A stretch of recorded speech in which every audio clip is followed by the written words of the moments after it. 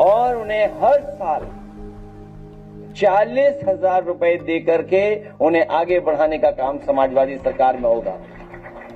आज समाजवादी पार्टी कार्यालय में सपा सुप्रीमो अखिलेश यादव ने विभिन्न योजनाओं के बारे में बताया। अगर 2027 में समाजवादी पार्टी की सरकार बनती है तो उन्होंने विभिन्न योजनाओं को अपने मैनिफेस्टो में जोड़ने की बात कही है, जिनमें एक प्रमुख योजना योगी आदित्यनाथ की सरकार ने कहा था कि हम अगर 2027 में हमारी सरकार बनती है तो हम महिलाओं को 50,000 रुपये देने का काम करेंगे।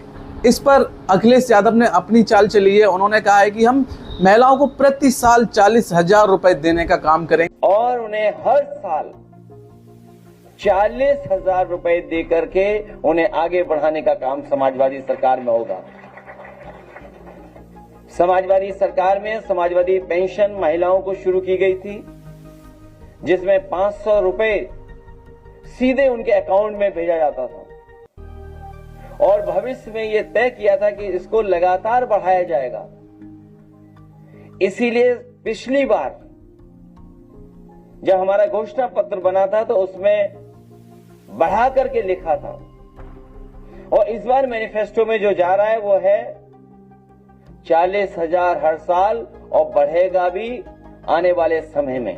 सपा सुप्रीमो ने अपने मैनिफेस्टो में और भी योजनाओं के बारे में बात की है, जिसमें उन्होंने बेटियों को इंटर पास करने पर लैपटॉप और महिलाओं को निःशुल्क एम्बुलेंस सुविधा घर पर उपलब्ध करवाने के साथ साथ अन्य कई सारी योजनाओं के बारे में उन्होंने बताया है। समाजवादी सरकार थी तो एम्बुलेंस भी चलती थी, न केवल 108 एम्बुलेंस चलती थी बल्कि हमारी माताएं बहनें गर्भवती महिलाओं के लिए फ्री 102 एम्बुलेंस उन्हें अस्पताल और अस्पताल से वापस ले जाने का काम करते थे। आज मेडिकल नेग्लिजेंस की वजह से कितनी माताओं बहनों की जान जा रही है।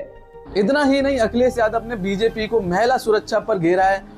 भारतीय जनता पार्टी के लिए तो नारी केवल नारा बन करके रह गई है।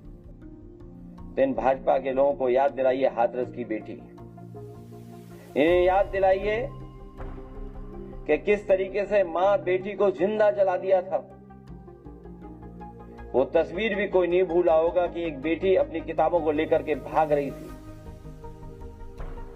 जब घर उसका गिर रहा था, जलने जा रहा था, वो तस्वीर कोई नहीं भूला होगा। जब एक अग्निकांड में मां के सामने हमारे प्रदेश के मुख्यमंत्री जी क्या कह रहे थे और कह रहे थे कि वो भाषण सुनने के मूड में नहीं है। पूरे प्रदेश, देश और दुनिया में देखा है कि किस तरीके से सरकार के मुखिया क्या कह रहे थे कि हम भाषण सुनने के मूड में नहीं हैं। जैसे जैसे 2027 का चुनाव नजदीक आता जा रहा, वैसे बीजेपी और सपा में एक ही मुहावरा हम ले सकते हैं, तू डाल डाल में पात पात। अगर योजनाओं की बात करें तो कभी बीजेपी योजना लॉन्च करती है, कभी समाजवादी पार्टी योजना लॉन्च कर रही है अपने मैनिफेस्टो में। अब जनता को डिसाइड करना है कि वो किस तरफ जाएंगे 2027 के चुनाव में। फिलहाल इस वीडियो में इतना ही। मेरा नाम है रजत कुमार, आप देख रहे थे पंचायत एक्सप्रेस।